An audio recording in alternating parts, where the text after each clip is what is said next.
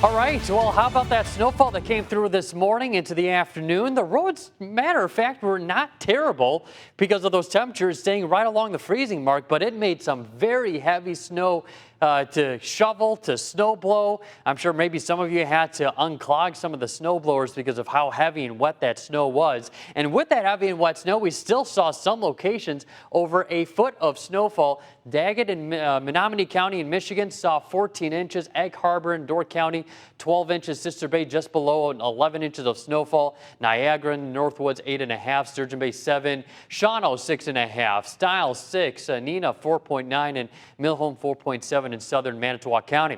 In Green Bay, our snow total, this is from yesterday evening until this evening, 6.5 inches. Obviously, we had a little bit of snowfall yesterday morning, but they're keeping that storm system separate from this round of snowfall. That brings the season total, however, to 20.2 inches.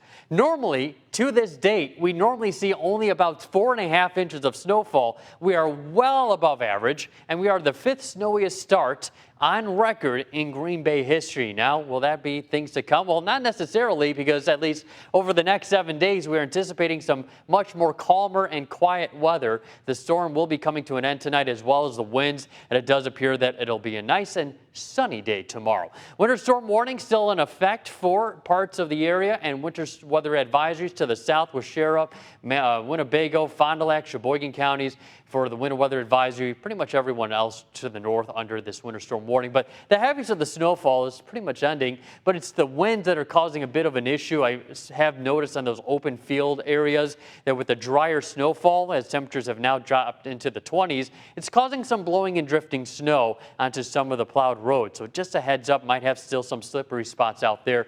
Watching the snow continue to diminish, we're showing more of this high resolution radar imagery where some of the heavier snow bands in the form of the green color.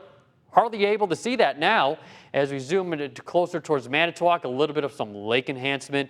Farther to the north into the UP of Michigan, they have been seeing this band of snow that's starting to impact Menominee County and the UP, but it's all starting to break apart. The reason why is there's actually a secondary low pressure that is now developing across the eastern part of the country over the Atlantic. And this is absorbing all the moisture from this center of low pressure that brought us the powerful storm system. So over the next coming hours, all that moisture is going to be fizzling out rather quickly while the East Coast deals with a round of some snowfall. So SkyCast by about 6:30 in an hour or so, a few light snow showers turning flurries, and by about 10 o'clock, a little bit of some lake snowfall, lake effect snow, but overall farther to the west, not going to be dealing with much. We start to see the skies clear afterwards, and by tomorrow morning, we're starting off nice and sunny. Snowfall accumulation now until the rest of the evening, a dusting, perhaps a little bit higher totals right along the lakeshore, about a ½ inch to maybe an inch.